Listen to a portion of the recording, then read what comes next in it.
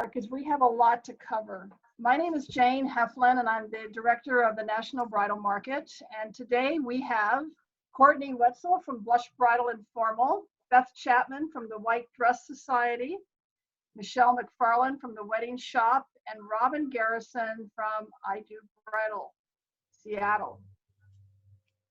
We have the Northeast, the Midwest, and the West covered. So I'm hoping we're going to cover as much as we can that's going on in this country.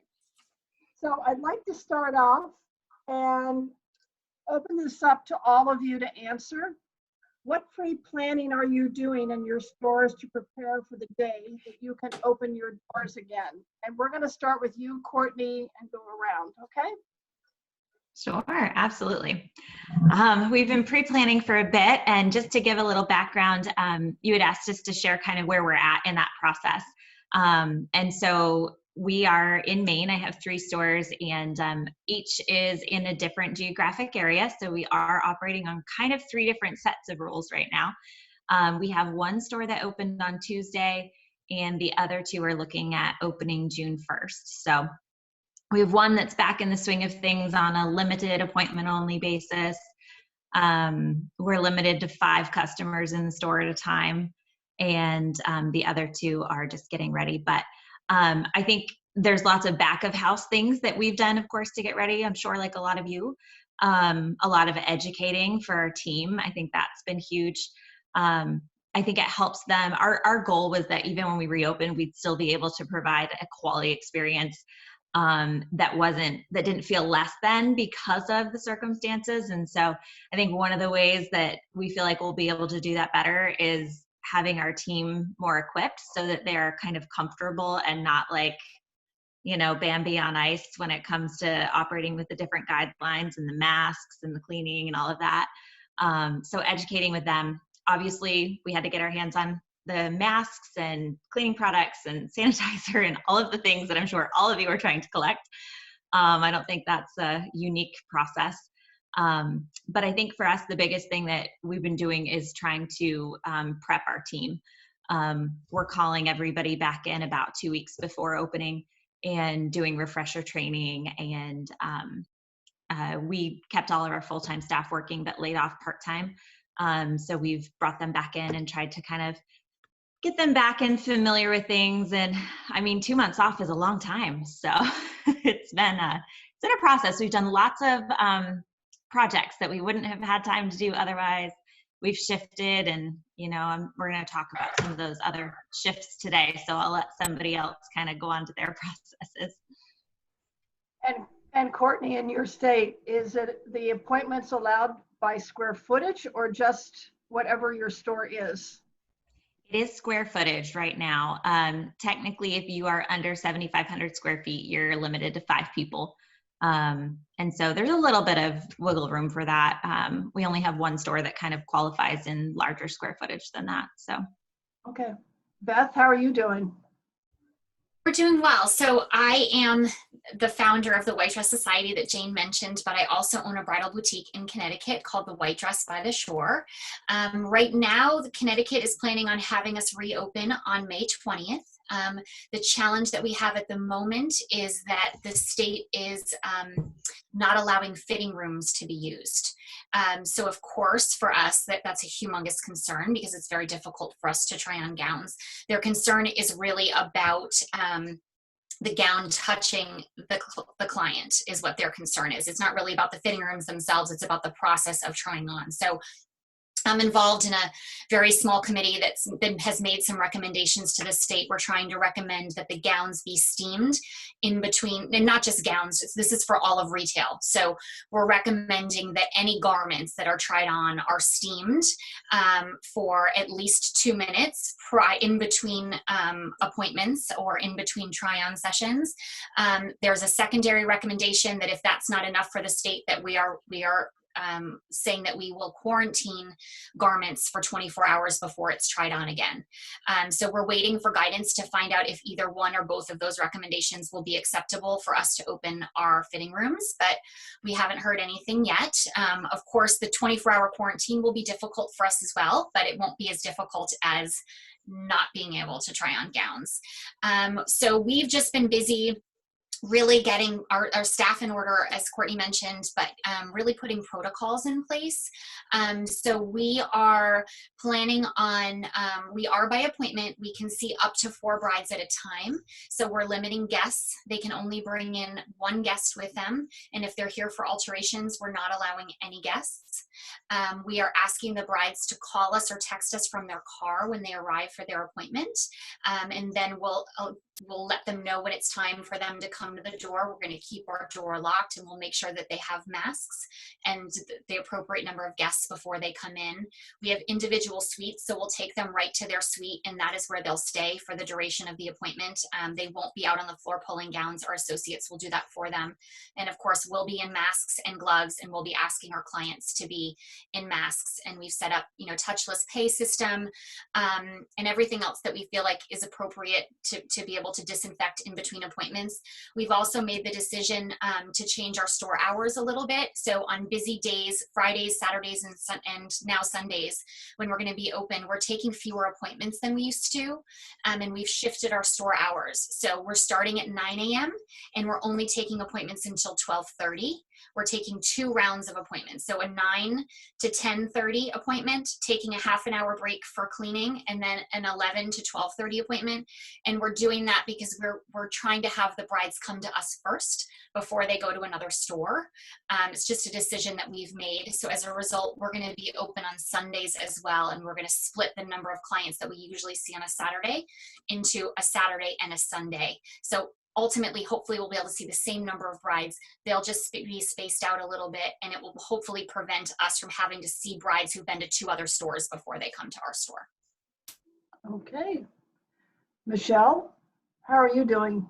Great. Hi, everybody. I'm Michelle from the Wedding Shop in Berkeley, Michigan, and we are closed. We do not have a firm reopen date yet. We're hoping that when our governor, who has become very famous throughout the United States and Michigan, we're hoping that she lifts the stay at home on May 28th.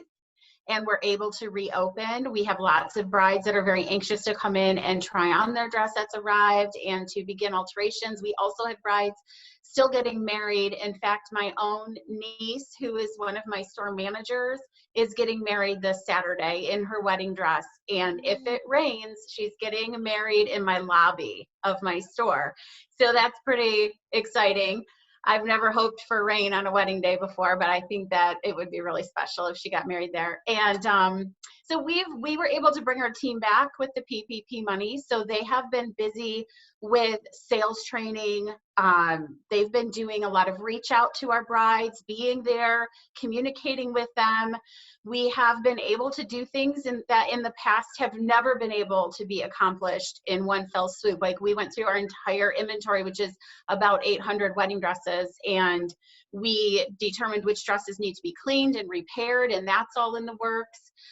They've accomplished so many projects, and just even reorganizing. We have a 9,000 square foot building. So just reorganizing things, which typically we don't have a chance to do. And we've been accepting shipments the whole time as well and processing the incoming wedding dresses. So that's kept a couple people pretty busy. We are very careful of who's in the store at any given time. Only one person can be in the back half of the store and one person in the front half of the store. And we're fortunate enough to have enough bathrooms that they use different bathrooms as well and different doors to enter in and out of the building. So they're being very careful and safe about it. And we have been busy procuring all of the equipment we're going to need to reopen, such as the masks and the hand sanitizer. We'll have gloves. And we are talking about putting up the plexiglass sneeze guards on the counter if we need to. We're just really trying to be prepared for every possibility because we have gotten very little direction from our state government so far as to how to do this. I'm even going to I've got different contingencies for, can we have 10 people in the store, or can we be at 25% capacity or 30% capacity? So I've been very busy rearranging all of our appointment times to allow for more space in between them. and also extending our hours. So we're going to open earlier and stay open later all the days that we're open 7 days a week as it is, and we're concerned we won't be able to get through all of the people who need try-ons and alterations, let alone brides wanting to come in to try on new dresses to purchase. So those are some of the things that we've been doing, and we're just really hoping to get some firmer expectations from our government pretty soon. Okay, Robin, what's up in Seattle? Yeah, we are very similar to Michelle. We are not open at this time. In fact, Seattle is where it all started. So we were hit very early, very hard. And I chose to close my store about a week prior to when we were mandated to do so. We did during that last week take pickup appointments, which has probably been the most frustrating part of this for us. At the time that we closed, we had several hundred dresses on special order for customers, and about half of those have arrived during this time. So we went from having about 82 dresses ready for pickup to almost 300 dresses right now. And some of those we've done curbside and shipped out, but that's been a real challenge for us as a primarily special order store. So the very first thing that we did was to reach out to every bride that had a dress on order, just to reassure them we're still getting shipment every day, everything's running on time, and just really individualized touch points to each of those people. So we kept all of our staff on, and they've been working very, very hard through mostly technology. And I don't think I've ever worked this hard in my entire life to manage a team, because doing it remotely has just so many more challenges on keeping everyone connected. So we reached out to everybody with a dress on order, everybody who has had an appointment coming up, and I think we'll talk a little more about those virtual what we did there, but just really utilizing technology. And that was one thing that became very, very evident to me. And even trying to procure all the PPE equipment for our store, and how do we, really utilize all the technology we have to make sure we have what we need for when we can reopen. So we immediately spaced out our fitting rooms, so we'll only be utilizing half of the fitting rooms. And our state has an undetermined reopen date. So we're waiting. Yesterday they opened 8 counties in Washington. We're hopeful it will happen soon, but we don't know. So we've been scheduling, rescheduling, and trying to make sure we'll adhere to whatever they put in place. Yesterday we got some parameters. It looks like we'll be able to of our regular business. So we're planning for that, and we were already sort of prepped and ready for that with what we had anticipated. So those are some of the things we're doing here. Just really, really eager to get reopened, and so happy for all of you that are and are about to be able to. I think that's, really the light at the end of the tunnel for all of us, is being able to do that. And when we had this opportunity to do a hard reset, as my kids have been calling it, but, really an opportunity to sort of pause and start fresh, because what we were doing was working really well, but none of that is going to work anymore. So the one thing we know with business is you have to always be evolving and always be changing what you're doing. And this is a really good opportunity to reevaluate and make those changes that will help your business be more successful in the future. And have you also gone through your inventory, Robin, and reassessed what you have and refix and freshen up everything? Yeah. We're so lucky. We have 2 team members that are incredible seamstresses. So immediately they set aside every dress that needed repairs in groups of 10. So they've been coming in the store, take 10 home to work on, bring them back, take the next 10, getting all the dresses clean. And then I had, of course, it was a great time to do inventory. So we did hard inventory, updated our database. And one of the first things that we did when it looked like we would probably be closing was our social media team sat down and we immediately made a Pinterest page that had every gown that we have in our store, so that we could email that out to all the brides that had appointments coming up and say, you can view every gown that we have in our store, pick your favorites. We'll do a virtual with those and show you those. And then we went through and repriced every gown that we have besides our like top 50 dresses and made a take me home today price. So we retagged everything. So the inventory will be fresh and ready. So when we reopen, we're poised to get all those girls that need a dress right away. It's in great condition and at a good price point, because price point will be a real issue, and that's already something coming up. Have any of you had any issues securing PPE for your stores and cleaning supplies? I think Our it's been biggest a challenge. Yeah, it's not been easy. My biggest challenge, the two things I'm having a lot of trouble finding are hand sanitizer and like Clorox wipes, like some cleaning products. We're actually going to be making our own cleaning products because we cannot find Clorox wipes anywhere. Have you reached out to industrial companies that sell it? I have. For hand sanitizer, I've tried every avenue. My husband just texted me and told me he thinks he found some hand sanitizer. So if anybody has a hand sanitizer resource, shoot it at me in the comments, because we're searching. Okay. And how about your masks? Are you all getting them and have enough quantity? Yeah. Masks seem to be perhaps the easiest. I don't know. For us, Okay.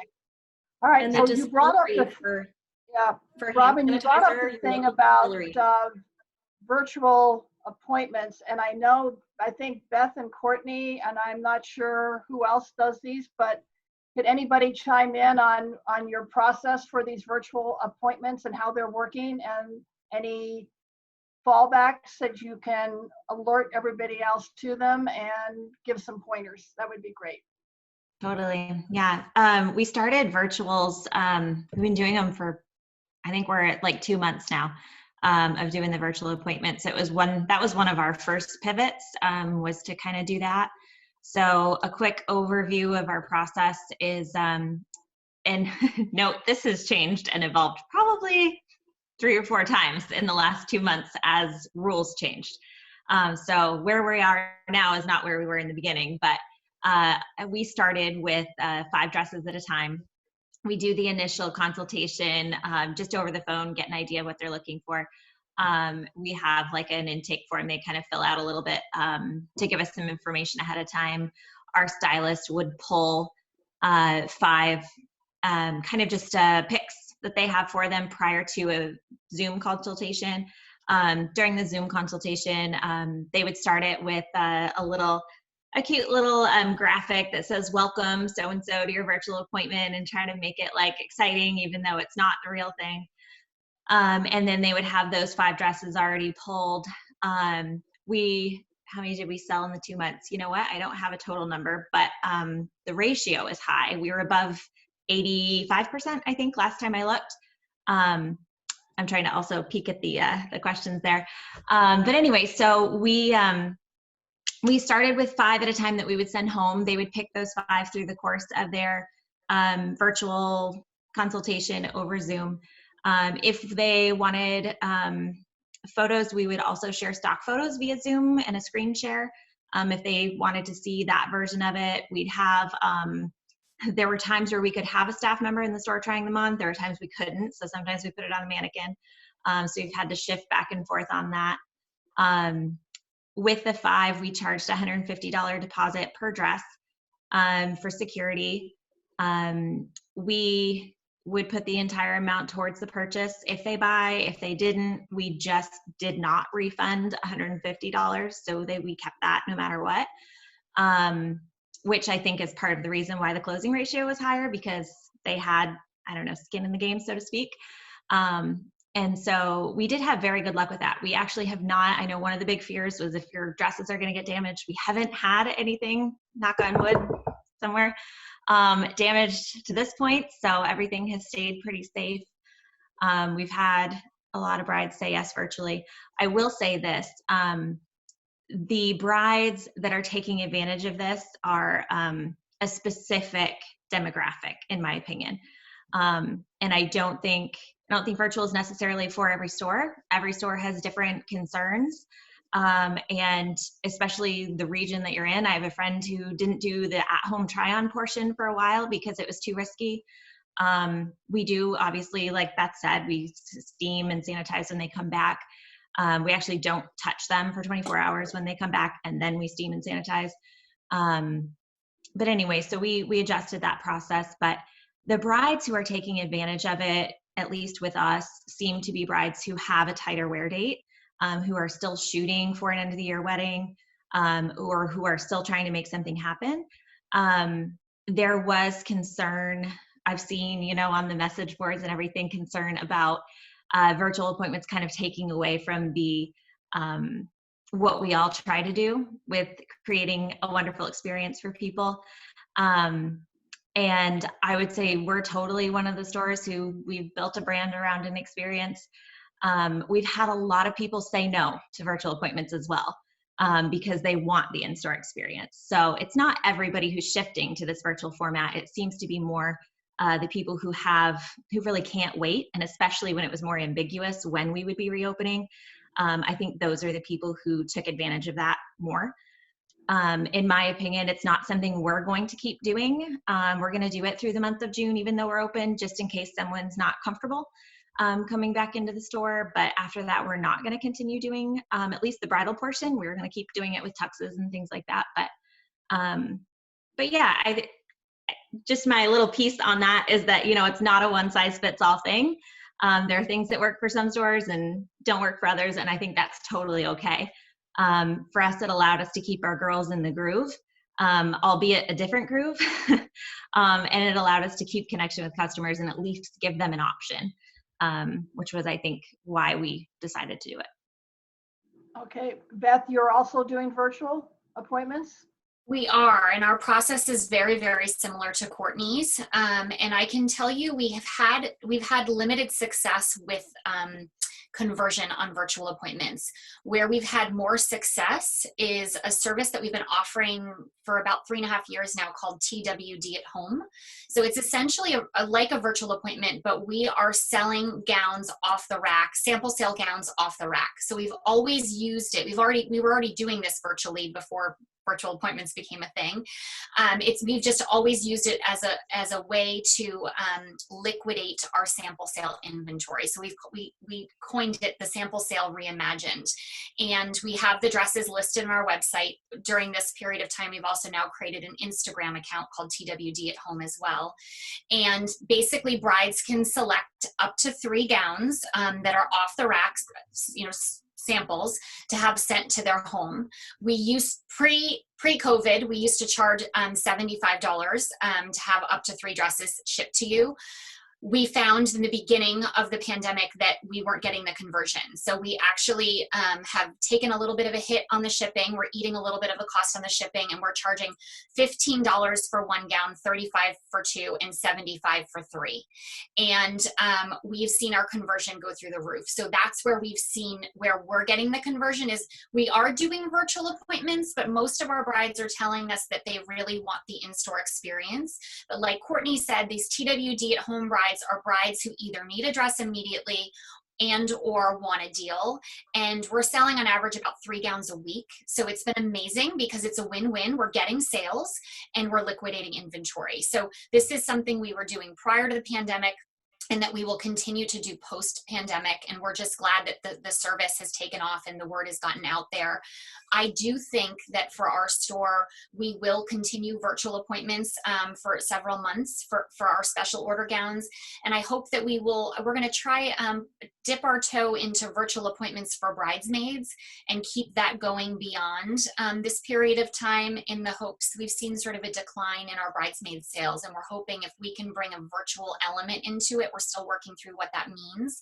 We're hoping that we can increase the number of bridesmaid parties that buy from us if the bride has purchased a gown from us. So that's sort of our take on the virtual appointments. I agree wholeheartedly with Courtney that they are not for every store. One size does not fit all, but I do think there's an element of it that I think everyone should be doing virtually, that will allow, even if it means you're not sending gowns out, I think it's an amazing marketing vehicle to have brides engage with your store and get to know you and your personality and your inventory prior to them coming in.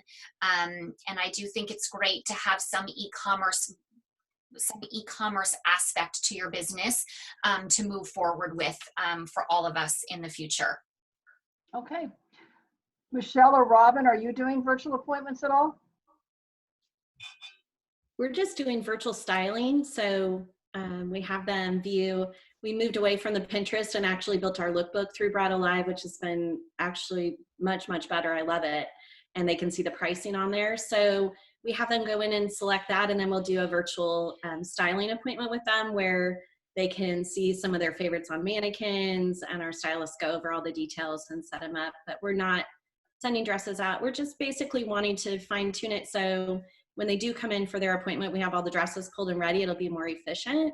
And I think that's definitely something we will continue doing, because it has, our customers love it. They love that one-on-one interaction with the stylist. You have to have it be the right stylist doing those that can really be in the moment with them.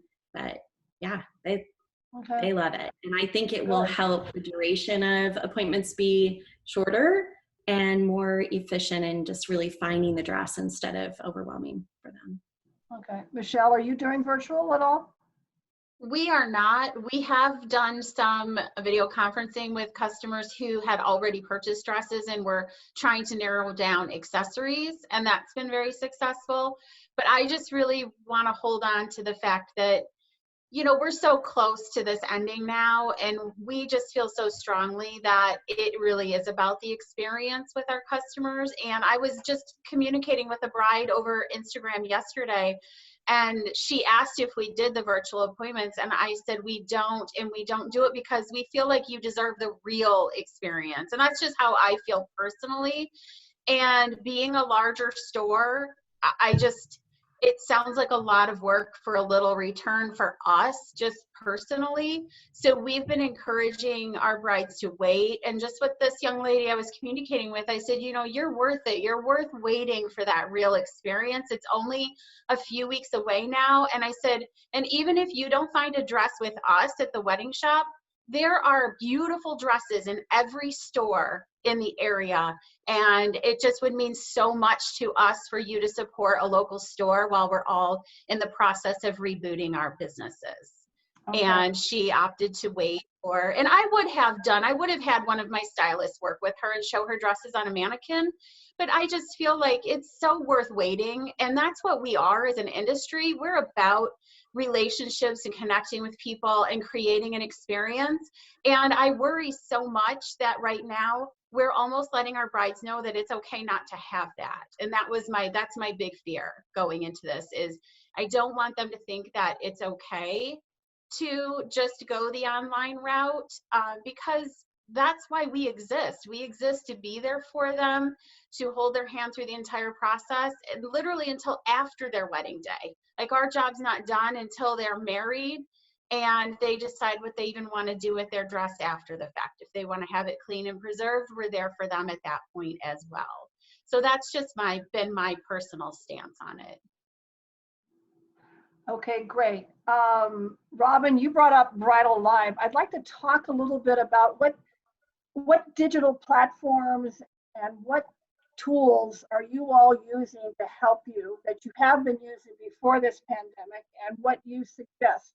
And I think we're going to put these all together and send them out to stores that are not aware of them, but it would be great to get just a personal input on what you all are using. So Robin, you mentioned Bridal Live. Is there any other platform you're using? Yeah, that's the platform we use. I don't work for them, but I am probably one of their biggest fans. It really changed how we did business when we started with them. So we use every aspect of Bridal Live, and we spent a tremendous amount of time during this doing and redoing smart flows and eliminating smart flows. It's an everyday, now I just have someone in charge of that, and I just say, here's what I need it to say, and I need it to go out to all these people, and I need this done. And but it does it automatically for you. You can communicate so effectively with your customers, and they really, really appreciate that proactive approach. And I'm a total tech nerd. My dad brought computers to Seattle and helped computerize businesses here. So I grew up really always having computers in my home and interested in that. So for someone that's not as tech savvy, Bridal Live is still really great because they can give you the tech support and help you through that. But we use Bridal Live for pretty much everything. Okay, is there any other platform? Is there any other platform? Is there any other platform that you use? BBL, Podium, any of the other software companies? I don't. I used to use a company called Lightspeed, and we had them for many years because I'm also a Mac user, and Bridal Live did not interface with Mac systems. So that is also a really, they're based out of Canada, a really great, but it's not bridal based. And you really, I've dabbled around with all the other software out there. Bridal Live's superior, and we've done some of the coding and sent it to them for updates we wanted to see. And they're very open to adding things. I think I have like 8 requests just right now on the lookbook that we submitted. Right. They hate me because we're constantly like, give me this, give me this. But technology is like, it's never been more obvious how important it is for the success of your store right now. If I could just say one thing to every store, get on your technology and really utilize it. Not just your point of sale system, but all of the social media platforms. I mean, that has been a really big thing. I know a lot of stores are doing amazing Facebook Lives, Instagram Lives. We started doing that every Friday, the Instagram Live. That's been really, really great. We started a book club. I do Bridal Book Club because we had one for our staff, but we wanted to have something free for our customers or previous customers to join in virtually and keep them busy during this time. So really, technology gives you just a chance to connect to so many people who can help send you business. I don't do any paid advertising at my store, by the way, none. And I really haven't for the last 20 years. It is all ask people to send you people, and they will. So, Bridal Live. Courtney, what are you using? We use Bridal Live as well, so I won't like stay on that too long. I will say one little note that they kind of gave a gift at the beginning of the whole quarantine period. And if you weren't a portal user before, you had access to that. So one big thing we've utilized is that e-contract signing and the payment requests, which, I mean, smart business, because we're totally not going to get rid of it whenever the free period runs up. But that's been huge. Obviously, Zoom has been huge. Yes. I didn't even know Zoom existed 2 months ago, but now we use it all the time. So that's been huge. I think those are the biggest ones. I mean, obviously, like she said, social media has been huge this time as well. Okay, Beth, what are you using? Using Bridal Live as well. I love their touchless pay feature. That's been critical during this period of time. We hadn't used their lookbook feature because we honestly just didn't have time to put it together, but we used this period of time to do that. And we're using that as a pre-selling tool, sort of as our own personal Pinterest, so that brides can go on and select the gowns that they love and comment next to ones that they want to try on, so the stylist can be prepared before they're coming in. Bridal Live also syncs with a company called Twilio. So you have the ability to text your brides. So we send out a text every Saturday to brides on their wedding day, but we've also really been utilizing text during this period of time just to communicate with our brides about changes and alterations or changes in appointments, and we find a much faster response time doing that. Even though we love the personal phone calls, we find we get a much better response. And I really can just second what Robin said about social media. I can't stress enough how important social media is in staying connected with your clients and communicating. I think communication right now is so key, so that they know what you're doing to prepare for them and making sure that they're safe. And it's just building that level of trust with you. And I can't say enough how important it is to communicate with your clients right now in whatever way works for you. Okay, and on that thread, would you suggest for retailers to put what they are doing to be proactive on their webpage and to update their webpage consistently to what's going on in their state, in their town, because every section of Illinois is different, and I'm sure that's the same way in every state. but how important it is to convey to your future clients what you're going to do to protect them when they come in the store. So I guess there's a couple things. Have your webpage up to date and looking fresh and new, and also utilizing it to reach out and get that information to everybody.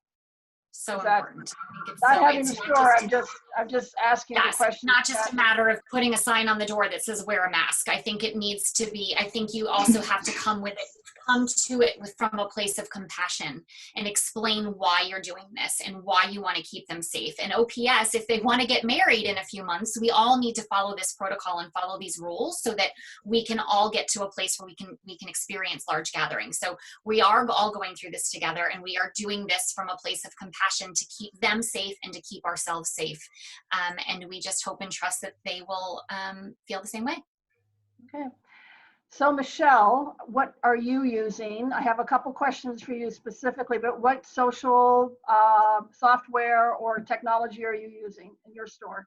We're doing a couple different things. I created a Facebook group just for my brides that had already purchased dresses so that we could stay in touch with them more easily. And we had an overwhelming response of our brides asking to join this group right away. I sent an email blast to them. I've put it on our social media, and it enabled us to communicate with them the types of changes that we believe will be happening when we reopen. But the really nice side effect of that was that they're communicating with each other. And so many of them have had to postpone their plans, or just, they're an upheaval, they're hurting, they're trying to figure out what to do in their lives just as much as we're trying to figure out what to do in our businesses. And just to see our brides communicating with each other has been amazing.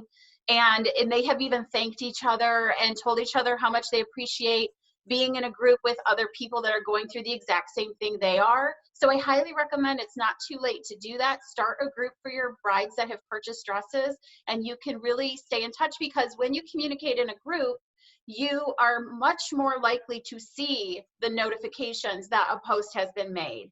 And it's just been a really nice touch point with our customers. And we've also been utilizing Bridal Live a lot. And two things that we're doing through Bridal Live, and the one thing I highly recommend if you're not using this feature is the tipping feature for your stylists. We put that into place in December, mid-December, and I have estimated that some of my top selling stylists now of course the whole year is blown, we know that our numbers aren't going to be what we expected them to be, but some of my stylists are going to be making close to an additional $20,000 a year just based off of the tipping feature. And that's available through Bridal Live with Bridal Live Pay and Charge It Pro if you're still a Charge It Pro customer, which we are as well. And this is an opportunity for you, while money could be really tight reopening, you could completely restructure your commission plan for your stylists and have them make up some of that difference in the tips from the customers. And this is also a really interesting time, because I've heard from all kinds of industries that tipping has kind of gone through the roof right now, right? You're tipping the people who are buying you groceries and delivering them. You're tipping the food delivery. People are in a very generous mood, because when people are hurting, it feels good to give back and be generous. And so I'm expecting the tipping to be very generous when we get back into the store. We did not adjust our commission structure, but it is an option for you if you've been thinking of doing that. It's a great way for your stylist to make extra money that doesn't necessarily come out of your pocket. And the other thing we're doing with Bridal Live, and I have to thank Robin for convincing me to do this because she is amazing. We are going to be charging for weekend appointments, and the cost of the appointment does go back to the bride. When she purchases her dress, she gets to take the cost of the appointment off. And the reason being that we know we're going to be limited in how many appointment slots we can offer. And we have to be thinking about ourselves and our customers at this point. And thinking about my customers, I want to have people in my store that are serious and are ready to find their dress. and not some friends who have been cooped up and are anxious to go out and do something fun and want to go to 4 bridal stores on a Saturday. So I made that decision, and we are charging $50. I see people asking in the chat. We're going to charge $50 for the appointment, and they will get a gift from us. They will receive an extra half hour of time over the normal appointment time, and they will get that money credited towards their wedding dress when they purchase it that day. And we just feel that in addition, it's going to protect my team. It's going to protect the customers who are there, to know that the people who are coming in are serious and they're not running all over town. And we have to protect our own businesses in a sense that we could be severely limited on how many brides we can see, and it may not be enough to cover our financial responsibilities.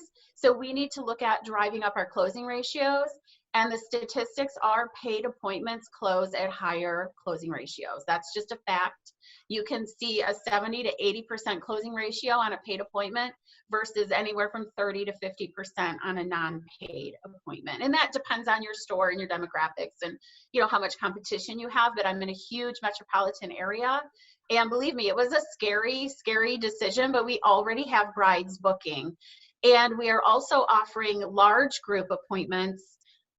So for the bride that just can't possibly imagine going shopping without having 4 or 5 or 6 people with her, we are going to have those appointments at times that we're closed technically to the public. And so we're charging $99 for those appointments, so that if that's the experience the bride really, really chooses to have, she can have that in my store for $99. So those are just some of the ways that we're restructuring our business. And Bridal Life makes it so easy to charge for appointments.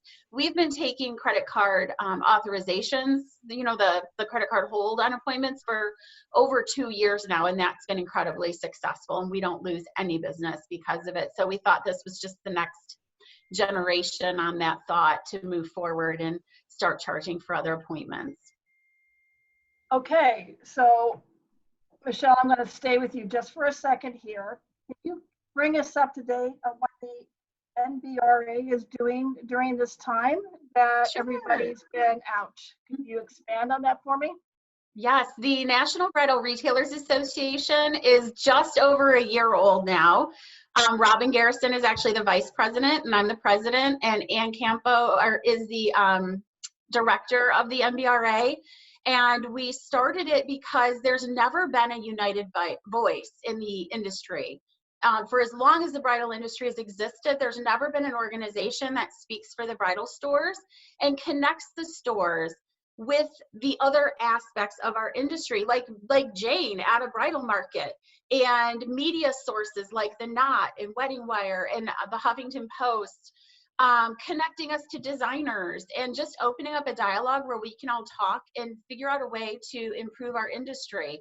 We worked very heavily last year with Steve Lang for the ABPIA when the tariff issue came up, and we were quick to release a press release for COVID-19 when the news started calling all of the stores across the country, asking how this was going to affect wedding dress production. And the irony in that whole situation is, while we were trying to keep the media from beating up the independent bridal store owners and making the brides panic thinking their gowns weren't going to arrive, the irony is we have the dresses and we don't have any weddings. And that's the really unfortunate part. But we were there and we provided that press release so that stores didn't have to go on camera. They could just hand that over to their news outlets, and then they typically went away, because if there's not anything negative to report, they won't report it at all. And we were super sad, of course, as everybody was, when the Chicago Bridal Market was canceled, because we were going to have a booth there and launch our free membership option. So I welcome and invite all of you to please go to nationalbridalretailersassociation.com and claim your free membership with the NBRA. And we look forward to just building. That's just to build our mailing list. You'll get emails about what's happening in the industry. There is also a $99 membership option that opens you up to discounts from companies that we all love and use, like Wedding Gown Preservation Company, the Bridal Outlet. There's many, many more, and more discounts are on the way all the time. But it's a great opportunity to take advantage of those discounts and just connect our industry. And one really exciting thing that happened this week, I still am just riding a high about it, is I was contacted over the weekend by one of my competitors in the Detroit area, and she had suggested that we all communicate and talk how we can open again safely so that everybody's on the same page and kind of following the same guidelines. And I loved her idea. I said, yes, yes, yes, please include me. I want to be included.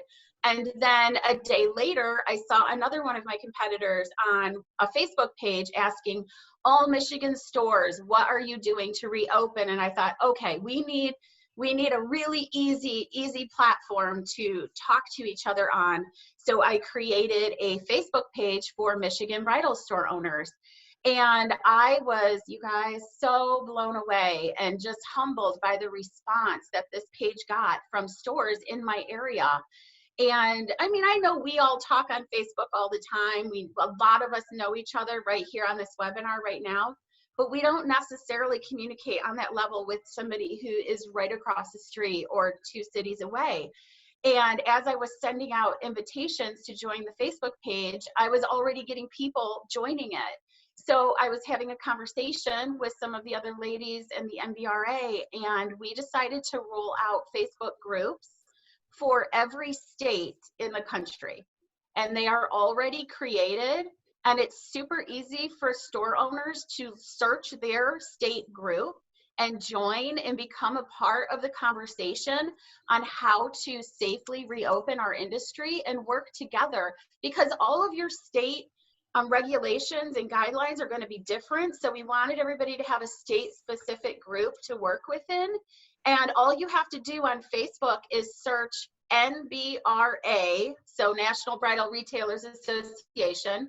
So it'll be NBRA, then your state name, and then bridal store owners. And you'll see your page come up and you can click to join.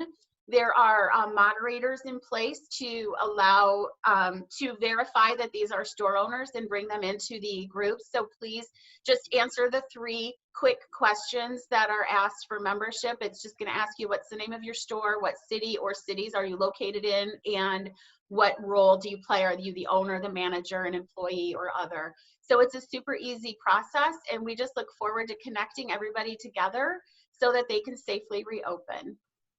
Great.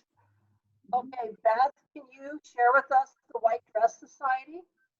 Sure. Am I muted? I didn't know if I was muted. You're on. Thank you.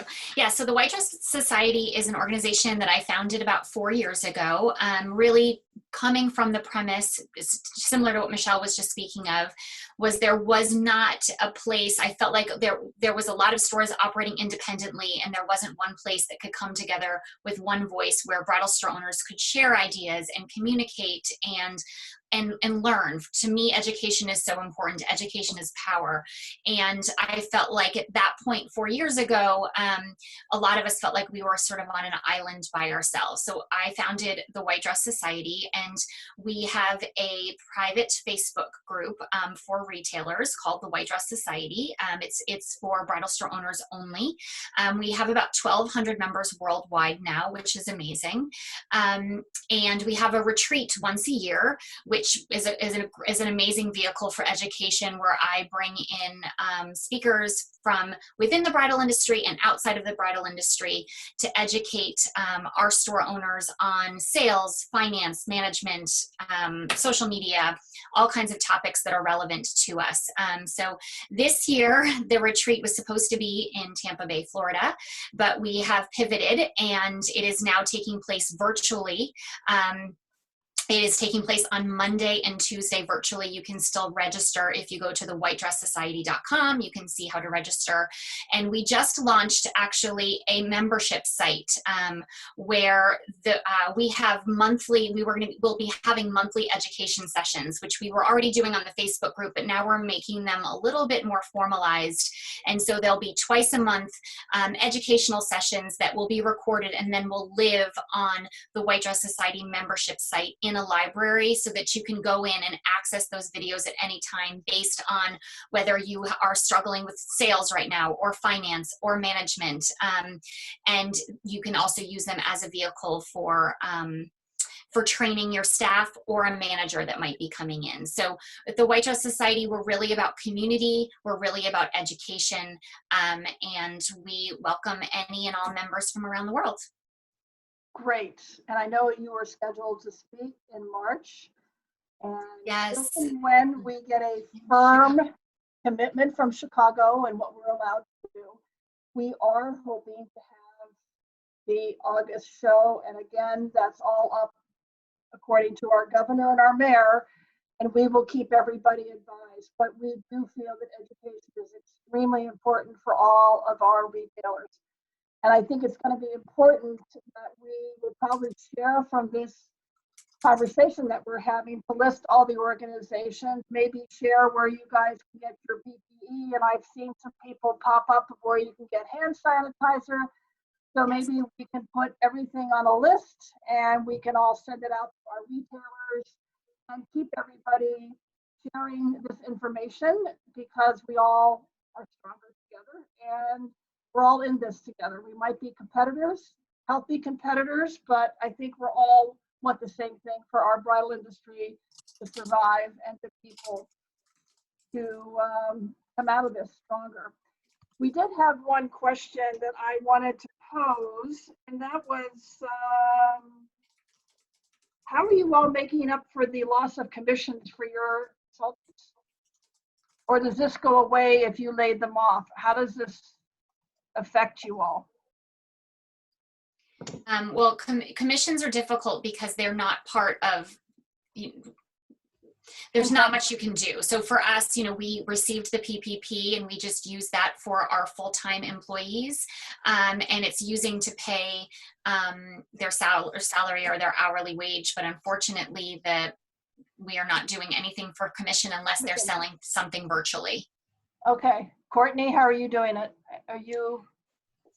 I mean, I guess it's a twofold thing. So our part-time staff who filed for unemployment, the weird thing that happened with all of this, with the extra $600 a week that they are getting federally, a lot of them, if they worked 1, maybe 2 days a week, they're making more on unemployment than they would have. And so they're fine. They're happy with where life's at right now. Our full-time staff, the way I kind of looked at it is because we were able to secure PPP funding and keep them paid and everything, they obviously have been getting commission on, we've still taken bridesmaids orders and tux orders and we've sold things virtually. So they're getting commission on those things. But we just this week, hopefully none of them are watching because it was going to be a surprise, but I put a bonus in each of their paycheck to try to make up for the fact that they have missed that. I don't know, for me, it would have been tempting to just say, no, I'm out and stay home and collect unemployment and get that extra $600 or whatever, and not kind of ride out this time with me. But for my full-time girls who've been like my ride or die through this whole process, I don't know. Is there a lot of extra money floating around right now? No. That's just the way it is. But for me, I don't know. I was just super grateful that they've been there through this whole process. So that was just something I decided to do. And that was kind of based on two things, like how long they'd been with the company, but also kind of how much they'd missed out on for the volume their store typically did. Okay. So I did kind of throw a bonus out there this week. Good. Robin, what did you end up doing? Yeah, I paid hourly, and most all of our full-time staff is on healthcare, none of their medical, dental, healthcare. So we continue to do that, but the loss of commissions is tough, and I'm hoping we're getting to get back to it soon, and they can make a ton of money. We luckily had a record February, so the last pay period that they got from being open was a huge influx for every one of our stylists. So I'm like, just don't spend it all in one place. Okay. Michelle, what did you end up doing? we're the same as Robin. We had an incredible February. So they already got a huge bonus on top of their normal pay and commission. But I did have my team go on unemployment temporarily until the PPP money arrived. And since then, they are receiving their entire full pay, an average of January and February's paychecks right now. So they are getting paid on their commission and their tips that they typically would have made. I know they're not working as much as they would if they were in the store, but they're so important to me and they mean so much. And I wouldn't be in the position that I am in if they weren't there taking care of my store every day for me, while I'm also dividing my time between the Better Bridal Group and the National Bridal Retailers Association, which are true passions for me. So I just wanted to let them know by giving them their full pay, because I'm with the PPP, I was able to do so, and just they're working as hard as they can, and they're so excited to come back, and I can't wait to get them back in there either. Okay, we're gonna have a final round of fun questions because we have to close this up pretty soon. All right, from each of you, I want to know one thing you miss and the one thing you want to do when you're out of quarantine, personally. Courtney, you go first. I'm a relentless hugger, and I really miss giving people hugs. And for me, I work from home on a regular basis anyway, and I do store visits twice a month to each location. And I haven't been doing the store visits as much. So just being able to go, and I don't know if I probably won't be able to hug for a while. We'll see. Okay, but I want to give hugs again. okay, that sounds good. Beth? I miss working with our brides and, like Courtney, hugging on, loving on them, and just I miss having a bustling store. I miss my staff. I miss working, we're talking to each other all the time, but we're not seeing each other. So I miss that so much. And the first thing I think I'll do out of quarantine is probably go out to dinner, to an actual restaurant, when we can do that with my husband and my children, and just feel a little bit like things are back to normal, even though it'll take a while for us to get there. Okay, Robin? Well, I was supposed to be on a flight to Vegas right now to meet up with my college friends to go to Gwen Stefani for the weekend. So the first thing I want to do is go to the hairdresser and then see my friends. Okay. And my nails, oh my gosh. But yeah, the hugging, that's really hard. And I miss my team in person like crazy. It's hard. Yeah. Michelle? It's going to be beautiful when quarantine ends in Michigan. I cannot wait to go out, sit on an outdoor patio at a restaurant and have a nice glass of wine and catch up with probably my sister. But in addition, I freaking miss Chicago market more than you have any idea. I want to go to Chicago and see all of you in person. And I can hug you at that point, but I just want to see you guys and laugh. And I miss my staff meetings and all of the team coming together and just laughing about the things that happen in the store or talking about their lives. And I just want it all to be back to normal. Yeah. We always wonder if it's going to get back to normal, but we hope so. Ladies, thank you. Thank you. We'll be doing more of these once a week. If you want to send us some pointers that we can share with all the retailers as a follow-up, information about your societies, your organizations. I think that's all important to get out to the retailers. And we just really need to stay in communication with each other and stay positive. And anything that we can do at National Bridal Market to help you, contact me. Let's see if we can get it done, because I think everybody is hungry for information and education in any way that we can. So I want to thank everybody. Have a great weekend. Good luck with opening the stores, and be safe and healthy. And we hope to see you all soon. Okay? Thank you, Jane, for putting this together. We appreciate it. Thanks for having us. You're welcome. Bye, everybody. All right, be well. Bye. Bye, guys.